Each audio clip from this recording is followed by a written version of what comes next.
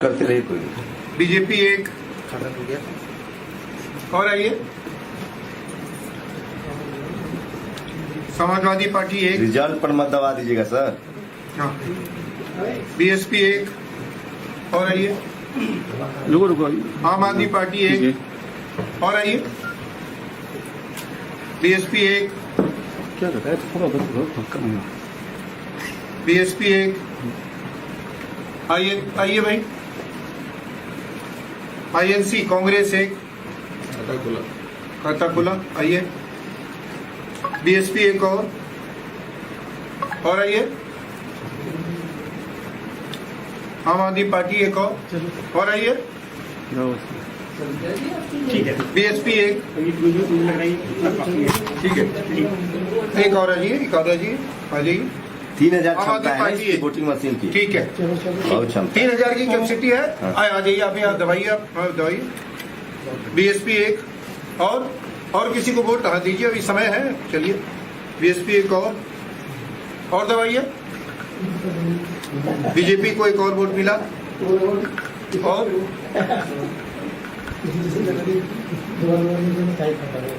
BSP को एक और वोट मिला। ठीक है साहब, ठीक है। सर इनके साइड लगा दे, नोटबंदी करते बराबर। समाजवादी पार्टी को एक और मिला। ठीक है, मजाक मत। टाइम अब ओवर हो गया वोटिंग का। जी। हाँ, टाइम ओवर हो गया वोटिंग का। और अभी देखिए कितना वोट पड़ा है, दे दीजिए। एक बार एक काम करते हैं, अब हमारी वोटिंग बिल्कुल फिनिश हो गई है। अब हम इस मशीन को पहले तो ये काउंट करके बता दीजिए हाँ, कि इसको काउंट वो तो रखा हुआ है सर, लेकिन मशीन तो काउंट करता नहीं ना उस समय, तो मशीन चला जाता मशीन है। तो काउंट मशीन उस टाइम काउंट नहीं, लेकिन हम लोग अभी काउंट करके रख ले, अपने उसमें कर ले, नहीं, एक काम पेपर करते हैं, पहले हम मशीन को ऑफ करके रख देते हैं। ठीक है। ठीक है, यानी वोटिंग हो गई। हाँ, वोटिंग अब हो गई। मशीन लोग- जा रहा है उसमें रूम में, हाँ, स्ट्रॉन्ग अब रूम में। मशीन को हम लोग ऑफ कर रहे हैं। देखिए मशीन को मैं यहाँ से ऑफ कर रहा हूँ।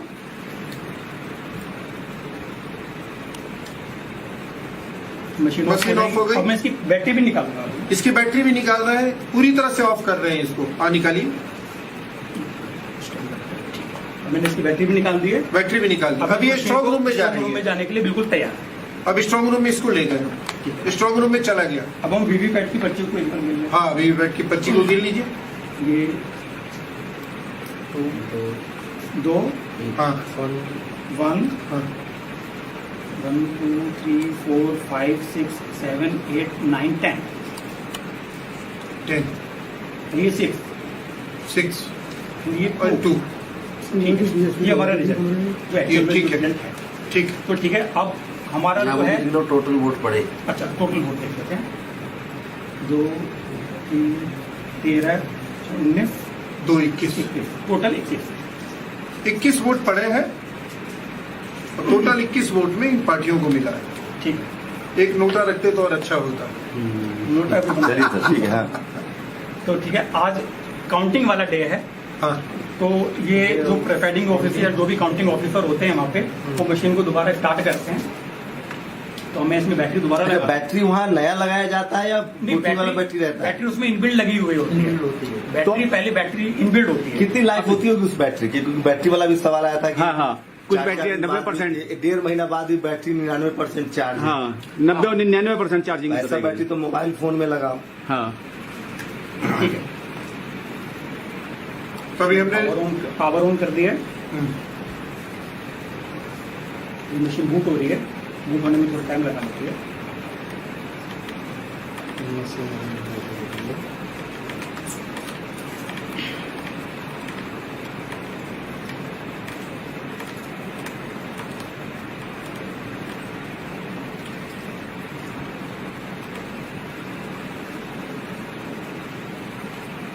ठीक है, मशीन स्टार्ट हो चुकी है। मशीन स्टार्ट हो चुकी है, अब काउंटिंग हो रही है। मशीन के ऊपर- फाइनल काउंटिंग। मशीन के ऊपर एक मैसेज आ रहा है, press button T for result. ठीक है, अब हम हाँ। रिजल्ट का बटन प्रेस करेंगे और फिर हम इसका रिजल्ट देखेंगे फाइनली क्या डिस्प्ले कर रहा है। रिजल्ट का बटन प्रेस करो। हाँ, रिजल्ट का देखिए, अब रिजल्ट का बटन दबा रहे हैं ये। अभी काउंटिंग हो गई फाइनल एक तरह से, अब ये दबा रहे हैं रिजल्ट का बटन। हाँ जी, अब आप वोटिंग देखिए क्या है, इसमें क्या रिजल्ट शो हो रहा है। अब देखिए देखिए इसमें क्या आ रहा है। BJP 10, BJP 10, Congress 1, Congress 1, BSP 2, आप 6, एसपी 2। उलट गया ना, बीजेपी बीएसपी का उलट गया। यानी कि बीएसपी के जो सारे वोट हैं उस वोट में कितने वोट? 8 वोट। 8 वोट यहाँ शिफ्ट हो गए। ईवीएम जब दोबारा चालू हुआ, रिजल्ट के लिए खोला गया इसको, तो ये बीएसपी, एक बार आप ईवीएम को सब कैमरा मोबाइल के पास लेके दिखा दीजिए। बीएसपी को 10 वोट मिले थे, हाँ, ईवीएम वो को वोट दिखाइए। ऊपर आ गए, और बीजेपी को जो 2 वोट मिले थे हाँ, वो दिखा रहा है, ईवीएम ही दिखा रहे हैं हम लोग। ये देखिए, जब ईवीएम खुला है तो वीवीपैट में एक सेकंड सर, इधर सामने और क्लोज लाइए और क्लोज। ये देखिए, जब वोटिंग हुई थी वीवीपैट का पहले रिजल्ट दिखा दे रहे हैं। वीवीपैट का रिजल्ट है बीजेपी 2, आईएनसी 1, बीएसपी 10, आप 6, सपा 2। और जब ईवीएम खुला है, यही ईवीएम, बीजेपी तो 10 बीजेपी को चला गया है, एक कांग्रेस, एक हाथ हटाइए ना सर थोड़ा, हाँ, एक कांग्रेस को 1 गया है, बीएसपी को 2, आपको 6, आपको 6, और समाजवादी पार्टी को 2। समाजवादी पार्टी और आप वाला ठीक है। हाँ, ज्यादा जो वोट गया है वो चला गया बीजेपी के पास। इसका मतलब ये हुआ कि जो विनिंग पार्टी है उसका वोट स्वैप हो गया, वो बीजेपी के पक्ष में शिफ्ट कर गया, यानी कि स्वैप कर गया। अब बताएंगे जो डेमो दे रहे हैं कि ये चला गया, ठीक है सर, ये हो गया। अब बताएंगे जो डेमो दे रहे हैं कि ये कैसे हुआ। हाँ जी, सीरियल में जी।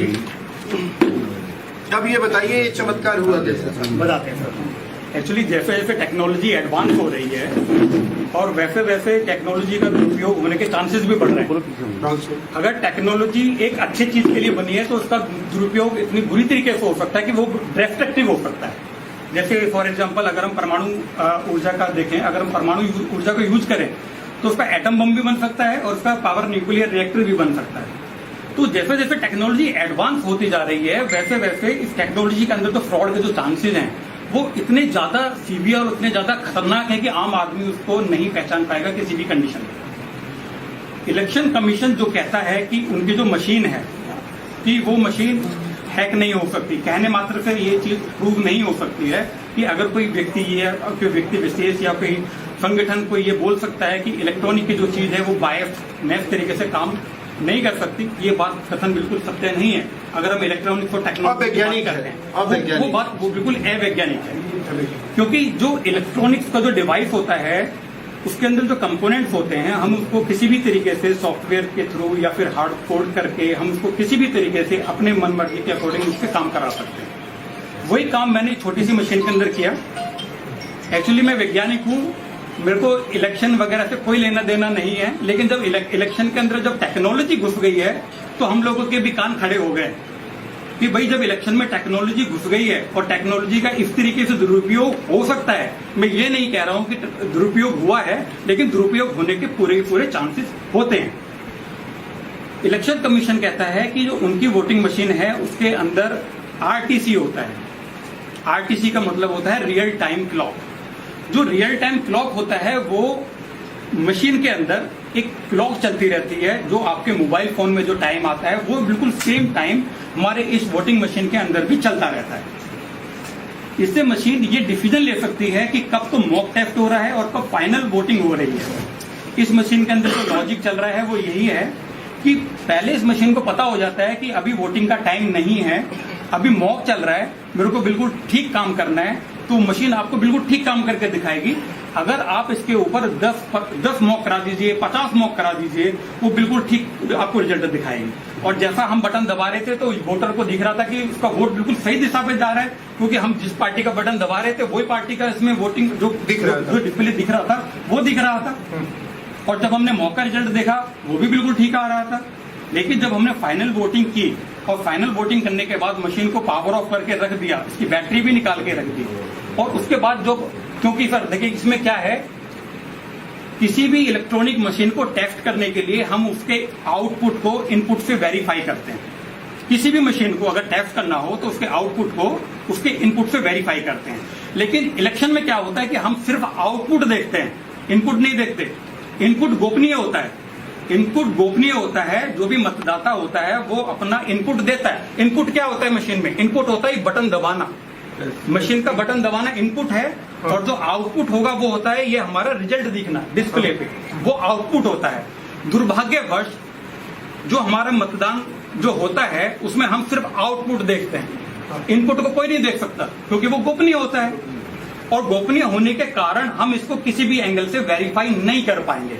इसको वेरीफाई कब कर सकते हैं? जब हमने इसका डेमो लिया और हमने इस डेमो को हमने सबके सामने देखा कि इस बंदे ने किसको वोट दिया है, इन महाशय ने किसको वोट दिया है, तो वो हमने इसको पेपर पे नोट कर लिया। क्योंकि अब हम इसको- वीवीपैट ये जो भी आउटकम आ रहा था, जो भी बटन दबा रहा था, वो भी हमने इसको नोट किया। नोट करने के बाद फिर हमने इस मशीन को बंद किया। बंद करने के बाद जब हम काउंटिंग वाली डे पे मशीन को दोबारा ऑन किया, रिजल्ट देखा तो रिजल्ट बहुत ही चौंकाने वाला था। मशीन को कैसे पता चला कि भाई आज काउंटिंग का डे है? आप जब इस सर्किट में देखेंगे, फिर देखिए ये मशीन जो मैंने टेक्नोलॉजी बनाई है, एक छोटे से गांव में मैंने बैठ के बनाया और मैंने इसको 10 या 15 दिन में बैठ के बना दिया था। जहां पर इलेक्शन कमीशन में जहां पर भी ये टेक्नोलॉजी डेवलप होती है, वहां पर पूरी इंजीनियर्स की पूरी टीम लगी हुई होती है। एक से एक धांसू वहां पर इंजीनियर्स होते हैं और वहां पे मशीन का जो एल्गोरिथम होता है, क्योंकि जो सॉफ्टवेयर जो होता है एक तरह की कथा होती है। कंप्यूटर भाषा में जो सॉफ्टवेयर होता है एक तरह की कथा होती है कि भाई ये बटन दबाएगा, रिजल्ट कहां पर जाएगा। रिजल्ट जाने के बाद जब वो फाइनल में जब रिजल्ट देखेगा तो पहले वो डेट भी चेक कर लेगा। कोडिंग बोलते हैं इसको, जिसको सॉफ्टवेयर की कोडिंग बोलते कोडिंग हैं। बोलते हैं। और जो कोडिंग जो होती है वो कंप्यूटर भाषा में काफी सारी कोडिंग की लैंग्वेजेज होती है, जैसे जावा होती है, सी होती है, .NET होती है, काफी सारी कंप्यूटर लैंग्वेज होती है। दुर्भाग्य बस हमारा जो मतदाता है वो टेक्नोलॉजी का टी भी नहीं जानता। हमारा वोटर बिल्कुल नहीं जानता। हमारा जो वोटर होता है उसको खाली इस बात से मतलब होता है कि मैंने बटन दबाया, भाई पर्ची दिख गया, मेरा वोट बिल्कुल ठीक दिखा, फिर चला गया। लेकिन फाइनली वो वोट कहां पर जाके स्टोर होता है मेमोरी के अंदर, उसको वो कोई नहीं देख सकता। और दूसरी बड़ी बात, ये जो इलेक्ट्रिक वोटिंग मशीन होती है, जो इसका डेटा होता है वो डिजिटल डेटा होता है। आप उसको वेरीफाई काउंट नहीं कर सकते हो, that is not a physical object. लेकिन जो बैलेट पेपर होता है that is a physical object. You can count that paper so many times and the result will be same. अगर आपने उस मत पेटी को 1000 बार भी आप उसके पर्चियों को गिनोगे तो 1000 बार भी अगर उसमें 800 वोट डला हुआ है तो उसमें 800 ही शो करेगा। लेकिन जो ये इलेक्ट्रॉनिक जो सिस्टम है, इसका जो डेटा होता है वो बाइनरी फॉर्म में होता है। आम आदमी तो बात छोड़ो, उसमें जो इंजीनियर होता है वो भी नहीं गिन पाएगा, क्योंकि जो डेटा होता है वो बाइनरी फॉर्म में होता है। बाइनरी फॉर्म में खाली इसको कंप्यूटर ही रीड कर सकता है, आम आदमी या इंजीनियर भी उसको रीड नहीं कर पाएगा। ठीक है। दूसरी बात, अब मैंने आपको बताया था कि ये जो इलेक्ट्रॉनिक्स जो सर्किट है इसमें एक आरटीसी मॉड्यूल होता है जो सबसे खतरनाक है। वही बताता है कि कौन सा है वो, कौन सा? देखिए ये मशीन में एक छोटी सी चिप लगी हुई है। हाँ। इसके अंदर क्लॉक चलती रहती है। हाँ। और इसके अंदर खुद इनबिल्ट इसकी खुद की बैटरी होती है। अच्छा। अगर मैं इस बैटरी को निकाल भी देता हूं तो आप इसमें देखिए एक छोटा सा सेल लगा हुआ है, छोटा सा सेल लगा हुआ है। ये जो आरटीसी मॉड्यूल होता है ये सभी डेस्कटॉप में होता है। सभी जितने भी इलेक्ट्रॉनिक डिवाइस जो तारीख पे रियल टाइम में काम करते हैं उसका सभी पे लगा हुआ होता है। तो बस ये छोटा सा लॉजिक वाला मैंने जो बनाया ये प्रूव करने के लिए कि भाई जो इलेक्ट्रॉनिक्स है, ये जो सॉफ्टवेयर का जो ये भी एक तरह का इलेक्ट्रॉनिक्स का यंत्र है, हम इसको जैसे प्रोग्राम कर देंगे ये वैसे काम करेगा। यानी कि आपके ऊपर डिपेंड करता है कि आप कैसा रिजल्ट चाहते हैं। Yes. वैसा इसको बना सकते हैं। बड़ी आसानी से बना सकते है मतलब जैसा हम रिजल्ट चाहेंगे वैसा इसको बना सकते हैं। हैं। हम ये भी चाह सकते हैं कि भाई मुझको उस वाले इलाके से हारना है, हाँ, वो भी बना सकते हैं। वो भी बना सकते हैं। हाँ, वाह। नंबर 2 यानी जीतने का भी बना सकते हो, हारने का भी बना नंबर 2 सकते हो। कौन आएगा ये नंबर भी वो भी बना सकते हैं। और नंबर 1 मेरे किसको पास आना है, नंबर नंबर 2 2 किसको आना है। बल्कि अगर मैं इसके एडवांस लेवल में जाऊं तो मैं 100 मीटर दूर बैठ के अपने मोबाइल पे ये देख सकता हूं रियल टाइम में कि एक पार्टी को कितने वोट डल रहे हैं। और ये भी हो सकता है कि जैसे मान लीजिए कि 540 लोकसभा की सीट है जी। तो हमने कहा कि सोचा कि 400 में ही यही मशीन का जो काम है जी, जी। ये 400 में ही 400 इलाके में ही करते हैं, क्षेत्र में ही करते हैं। ठीक है। 140 में हम ईमानदार दिखने की कोशिश करते हैं Yes. कि वहाँ वोटिंग बहुत फेयर हुई है, ऐसा भी हो सकता है। सर देखिए सर, ये पॉलिटिकल क्वेश्चन है, इस पे मैं कोई कमेंट नहीं करूंगा। मैं सिर्फ I will only answer on the technical question. हाँ हाँ। आप टेक्निकली कुछ भी पूछिए, वो नहीं, रणनीति क्या मतलब होती है। ये- सर ये जो ईवीएम आपने बनाई है, जो ईवीएम से मतदान होता है, इनमें सेम सिमिलर रहेगी। नहीं, ये अभी आपने इसमें बीजेपी को जिता रखा है, जो आपने ईवी बना रखा एक्चुअली है। क्या है कि अभी मैं किसी भी पार्टी को इसमें जिता सकते हैं, जरूरी नहीं बीजेपी को ही। अभी यहाँ पे काफी लोगों ने बोला कि सर बीजेपी जीती है तो हम बीजेपी को ही जीतना पसंद करेंगे, हाँ। इसलिए इसमें जो कोडिंग हुई है वो बीजेपी के लिए तो कर आप दी है। कितना देर में कोडिंग बदल के आप बीएसपी को जिता देंगे इसी 5 मिनट में 5 मिनट अभी करेंगे, मिनट जीत लग जाएगी जाएगा। बीएसपी। ये सवाल है कि ये जो मशीन है 5 मिनट में बीजेपी के बाद बीएसपी को जीता। इनके पास लाखों मशीन है, जी जी तो ये मैन्युफैक्चर करते समय ये एडजस्ट करते हैं। सर मैं आपको बताते हैं, जब ये मशीन कहीं जो जो इनके OEM है, ओरिजिनल इक्विपमेंट मैन्युफैक्चरर, वो BL एंड CIL एक कंपनी, ECIL कोई कंपनी है, हैदराबाद को बनाती है, तो वहां से जो बन के आती है वो बात ठीक है, उन्होंने हार्डवेयर बना के दे दिए, लेकिन जो हमारा इलेक्शन कमीशन है उनकी भी एक एक्सपर्ट कमेटी होती है, टेक्निकल एक्सपर्ट कमेटी। जो हमारा इलेक्शन कमीशन है उसके पास भी एक टेक्निकल एक्सपर्ट कमेटी होती है, और जो हमारा जो OEM जिससे मशीन बन के आ रही है वो उनके ही गाइडेंस में काम करके उसका सॉफ्टवेयर डेवलप करते हैं। जी, जो बेल है या फिर जो ECIL है, उनको इस बात से कोई मतलब नहीं है कि ये कौन से मतदाता क्षेत्र में जा रही है। मैन्युफैक्चर करना भेज दिया, बस उन्होंने मैन्युफैक्चर किया, हार्डवेयर रेडी किया, स्टडी में आया। ये हार्डवेयर सॉफ्टवेयर किसके देखरेख में डेवलप होता है? चुनाव आयोग। नहीं, चुनाव आयोग ने भी एक कमेटी गठित की हुई है जिसको एक्सपर्ट टेक्निकल एक्सपर्ट कमेटी बोलते हैं, और एक्चुअली ये जो सारा का सारा जो भी काम होता है ये उन्हीं के देखरेख में होता है। अच्छा, मतलब गेंद पूरी तरह से चुनाव आयोग के पाले में है, चुनाव आयोग जो चाहेगा वही होगा। नहीं मतलब इस तरह से कह सकते हैं क्या कि चुनाव आयोग जैसे चाहे जिस तरह से चाहे उस तरह का उपयोग एक मशीन क्वेश्चन है कि कर सकता है। एक लोकसभा चुनाव क्षेत्र में 2000 मशीनें होती हैं और हर जगह कैंडिडेट का नाम और पार्टी में डिफरेंस हो सकता है। तो नहीं सर, एक कंस्टिट्यूंसी में कहा कंस्टिट्यूंसी नहीं, एक कंस्टिट्यूंसी में एक तरह का आएगा, दूसरे में दूसरा आ सकता है। हाँ, वैसे ही आता दूसरे है। में बीजेपी नहीं लड़ सकती है, कहीं पर BSP नहीं लड़ सकती है। हाँ, हाँ। तो ऐसी स्थिति में जो प्रोग्रामिंग मशीन होगा वो कहाँ जाएगा? हाँ, ये पता नहीं होता है। नहीं, ये तो चुनाव आयोग तय करता है ना सर। तो इसीलिए मशीन किस कंस्टिट्यूंसी में जाएगा, कौन सी मशीन मशीन जाएगी, हाँ। It has been decided by चुनाव आयोग। चुनाव आयोग पता, उसको पता है ना कि कहाँ से कौन चुनाव लड़ रहा है, कहाँ से कौन।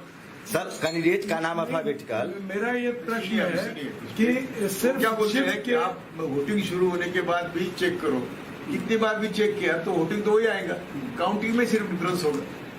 नहीं सूरज सर, आप जो कह रहे हैं ईवीएम मशीन चुनाव आयोग ही तय करता है कि कौन मशीन कहाँ जाएगी, कौन टीम कहाँ जाएगी, अल्फाबेटिकल नाम सारा चीज चुनाव आयोग तय करता है। ये इसको क्या चुनाव चिन्ह देना?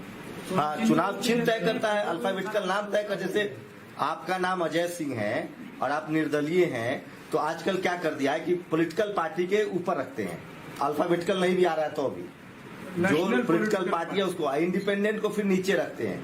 एक सवाल टेक्नोलॉजी से, जो सोर्स से चिप आया है उस सोर्स में बैठे बैठे उस नंबर से अगर वो मुझे पता हो कि उस चुनाव क्षेत्र में गया है, क्या वहीं से ऐसा कुछ हो सकता है? हाँ। सर देखिए, ये मशीन जो है ना, आप इसको वर्ल्ड के किसी भी कोने से बैठ के मैनिपुलेट कर सकते हैं। आज दूसरी बात में एक बात बहुत इंपॉर्टेंट है वो बताना चाहता हूँ। सभी लोग बोलते हैं कि मशीन हैक हो रही है, हम लोग बोले सभी लोग बोलते हैं कि मशीन हैक हो रही है, मशीन हैक हो सकती है। ये जो हैकिंग जो वर्ड है, दैट इज ये जो वर्ड जो हैकिंग है ये अप्रोप्रिएट नहीं है यहाँ पे, क्योंकि hacking is the term where electronic device can be operated remotely without with the help of another machine, that is called hacking। ये हैकिंग नहीं है, ये सिस्टम के अंदर ही प्रॉब्लम है। एग्जैक्टली, ये बहुत हमने इम्पोर्टेंट बात ये बहुत इंपॉर्टेंट बात है। लोग हैकिंग, देखो लोगों को गुमराह किया जा रहा है क्योंकि लोगों को टेक्निकल नॉलेज नहीं है। चिप में इनबिल्ट है, चिप के अंदर ही इनबिल्ट है। हमने मशीन को ही ऐसे डेवलप किया है कि भैया टाइम के हिसाब से काम कर सकती है, तो हमें हैकिंग। मानिए मैं चुनाव आयोग का प्रमुख हूँ, मैं अपने हिसाब से अपने इंजीनियर को कहूंगा कि मुझे इस पार्टी के फेवर में ऐसा चिप डेवलप करके, सॉफ्टवेयर डेवलप करके दे दो, वो दे देगा। जो डेवलप कर रहा है, मान लिया कल मेरी सरकार हो जाए, लेकिन वो ये भी बोलेगा कि अगर मॉक में अगर गलती पकड़ी गई तो मैं तेरे को हाँ तो मैं वो इंजीनियर बोलेगा सर आप चिंता मत करो, मैं ऐसा मशीन बनाऊंगा कि मॉक में क्या आप 50 भी मॉक इसमें दे दोगे, मशीन बिल्कुल ठीक काम करेगी। सर जो मशीन ITM में हम 100 रुपया फीड करेंगे, उसको गाइड करेंगे, प्रोग्रामिंग करेंगे कि 1000 का नोट फेंकना, तो EVM की थोड़ी गलती हो, तो हम फीड करके आए हैं। नहीं कह रहा हूँ कि हम लोग को जो बात कहनी है इसका मकसद क्या था। हम लोग अपने अपने स्टेटमेंट दे दिए। एक मकसद ये था कि लोगों को अवेयर करना, वोटर्स को अवेयर करना, ये हमारा मकसद था इनको बुलाने का। और इन्होंने जो अपनी बात कही जी, हम लोग कोई जजमेंट में नहीं पहुंच रहे हैं। हम लोग ये कह रहे हैं कि लोकतंत्र के लिए जरूरी है लोगों का भरोसा। भरोसे के बिना लोकतंत्र नहीं चल सकता। टेक्नोलॉजी आती है जाती है, बैलेट पेपर नहीं था तब भी लोकतंत्र था। मेरा ये कहना है कि भरोसा सबसे इम्पोर्टेंट है। अगर वोटरों में ये भरोसा नहीं है तो ये जिम्मेवारी है चुनाव आयोग की कि वो वोटरों में भरोसा पैदा करे। सर 1-2 साल हम लोग का हो वोटरों जाने में एक भरोसा पैदा करे कि आप लोकतंत्र पे इसीलिए विश्वास कीजिए कि जो कुछ भी हुआ है और जो कुछ भी सवाल आपके सामने आ रहे हैं वो सब दुरुस्त है। उसको फिर साइंटिफिकली आके बात सर, आप अपने सवाल लेके बाद जल्दी लेकिन सवाल के फॉर्म में सवाल लीजिएगा। क्या लग रहा है आपको कि ये जो आपने ईवीएम बनाया है और ये इसी पैटर्न पे वो ईवीएम भी काम करता है, क्योंकि आप बेल में काम भी कर चुके हैं? सर देखिए, एक ईवीएम तो मशीन होती है, जरूरी नहीं कि मैंने जिस टेक्नोलॉजी को यूज करके इसमें ईवीएम बनाया है या जो कोड मैंने इसमें लिखा है, जरूरी नहीं कि वो उसी कोड पे काम करता हो। एक मशीन को किसी भी तरीके से काम करने के लिए 50 तरीके हो सकते हैं। भाई एक चीज को किसी आदमी को व्यक्त करने के लिए हम 50 तरीके से जैसे बोल सकते हैं, तो उसी तरीके से इस मशीन को भी हम किसी भी तरीके से चाहे वो ठीक काम करे या गलत काम करे, हम उसको अलग अलग तरीकों से बोल सकते हैं। मतलब जो मशीन जो बनाता है वो उसका वो कंट्रोलर है, वो उसको जैसे चाहे वैसे रिजल्ट निकाल सकता है। जो उसके कोडिंग करता है वही एक बात बताइए, अगर कार में स्पीड हम 120 पे फिक्स कर दें, अब मीटर लगा दे 160 का, तो 160 पे चलेगी गाड़ी? नहीं चलेगी ना। प्रोग्रामिंग होता है ना, टेक्नोलॉजी कॉमन सेंस हम कह रहे हैं। I am not a scientist, I am historian. उनके सबके भी तो मुझे लगता है कि वो सब प्रोग्रामिंग का मसला है। मेरा निवेदन था कि यहाँ जो बैठे हैं उनसे व्यूज हमारे बीच जो समाज कल्याण मंत्री राजेंद्र पाल गौतम जी, अभी आपके सामने जो ईवीएम मशीन का डेमो किया गया है, तो इस बारे में क्या कहना चाहेंगे? अभी जो आपके सामने हकीकत डेमो हुआ है। मैं इसको जरा ईयरफोन दे दीजिए दादा। कोई नहीं, उधर रख दो। मैं सच में इससे बहुत ज्यादा चिंतित हूँ। हम लोग बार बार कह रहे हैं कि ईवीएम में गड़बड़ हो सकती है जी। सौरभ भारद्वाज जी ने विधानसभा के अंदर बकायदा करके दिखाया और आज आपने भी इसको करके दिखाया। मैं ये कहना चाहता हूँ कि एक आम व्यक्ति को प्रजातंत्र में कम से कम ये भरोसा देने की जिम्मेदारी इलेक्शन कमीशन ऑफ इंडिया की है कि उसको ये भरोसा होना चाहिए वो जिस भी पार्टी को वोट देना चाहता है उसका वोट उसी पार्टी को जा रहा है।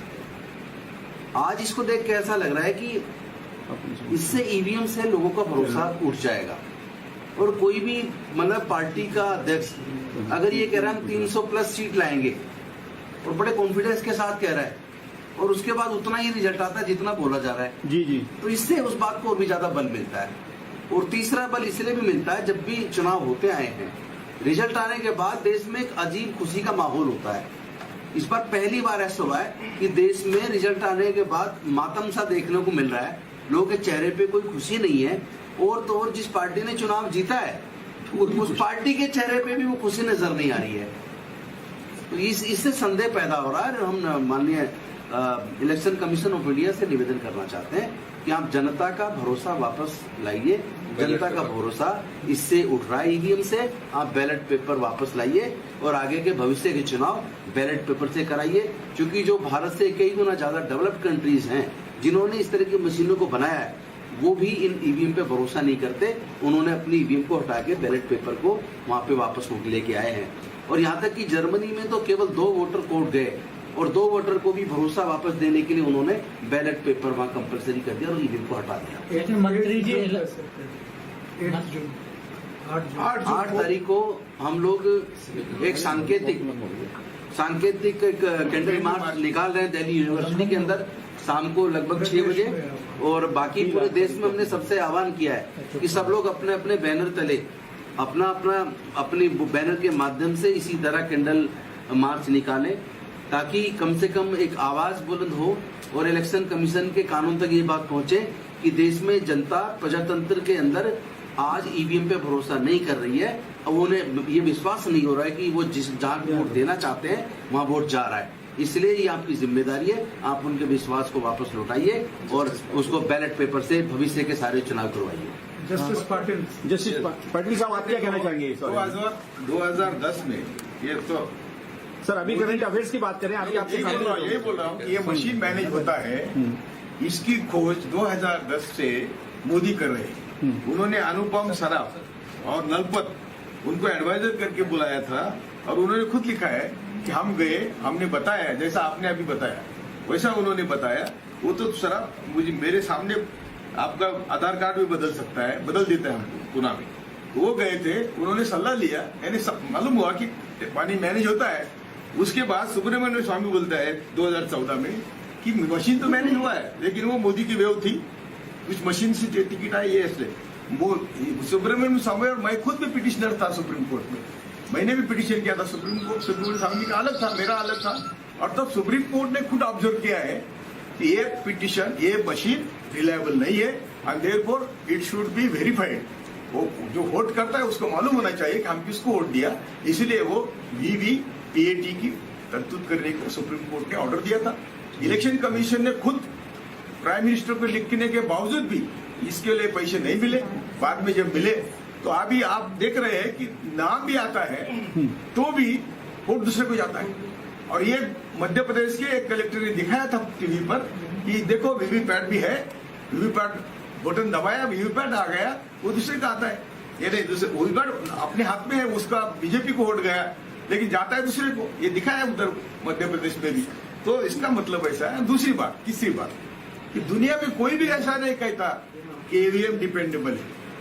191 कंट्रीज में सिर्फ 18 कंट्रीज ने ईवीएम को एक्सेप्ट किया है। जिन्होंने मैन्युफैक्चर किया उन्होंने भी नहीं कभी इसका इस्तेमाल किया। तो इसका मतलब क्या है कि मशीन मैनेज होता है।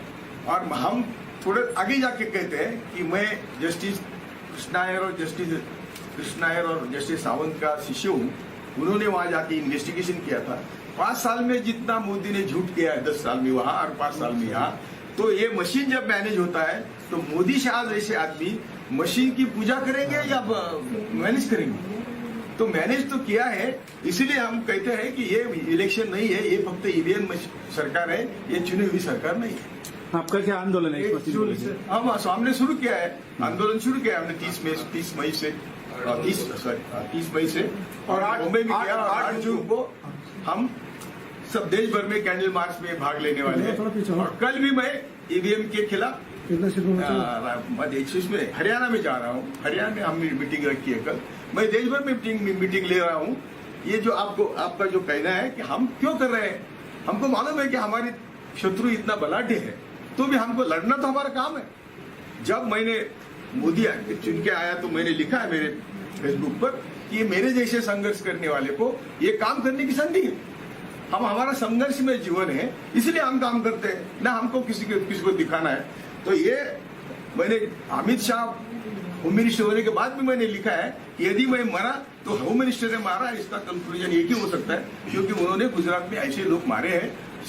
सोहरावर्दी मारा तो प्रजापति मारा, जितने भी मारे हैं, इशरत जहां मारा, इन्होंने हुक्म दे के मारे हैं। एटीएस प्रमुख कहता है ये मुझे घर पे बोलते थे कि इसको मारो उसको मारो। तो मैंने उनको कहा कि मैं मोदी शाह के सर्विस में नहीं हूं, मैं इंडियन पुलिस सर्विस में हूं, तो आपका मैं मानूंगा नहीं।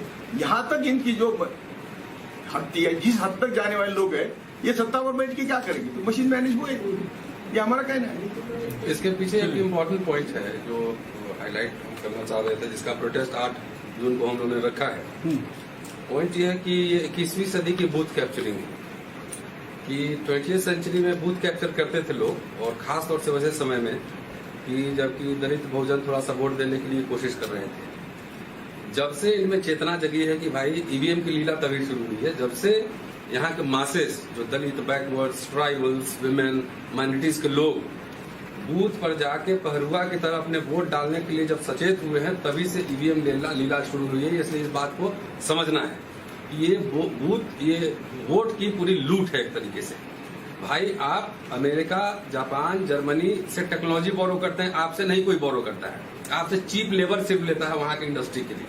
तो उन देशों में जब ईवीएम से इलेक्शन नहीं हो रहा है, तो इसमें अगर आप देखेंगे तो ईवीएम के समर्थक वही लोग मिलेंगे जिनके बाप और दादा बूथ लूटते थे, जिनके बाप और दादा दलित पिछड़ों को बूथ पे नहीं जाने देते थे, उनका वोट खुद ही जाके डालाते थे। इसीलिए वोट हमारा कॉन्स्टिट्यूशनल राइट है, और कॉन्स्टिट्यूशनल राइट है तो उसको देने की शैली क्या होगी, विधि क्या होगी, उसमें भी हमारा हक है।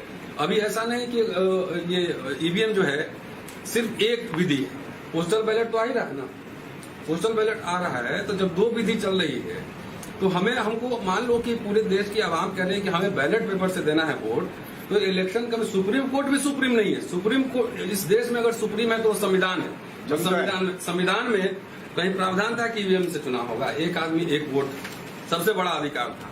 तो जो सबसे बड़ा कॉन्स्टिट्यूशनल राइट है उसकी डकैती हो रही है, ऐसा हम लोग को लगता है। इसलिए इसके खिलाफ संविधान बचाओ संघर्ष समिति 8 जून को आपके माध्यम से देश के तमाम संगठन, इस आंदोलन पे किसी व्यक्ति किसी संगठन का कॉपीराइट नहीं है। जहां जो है अपने शहर कस्बे के प्रमुख केंद्रों पे जाएं, वहां पे 10 लोग 20 लोग 50 लोग 100 लोग 500 लोग कैंडल लाइट लेके बैन ईवीएम प्रोटेस्ट वहां दर्ज करें अपने वोट की सुरक्षा के लिए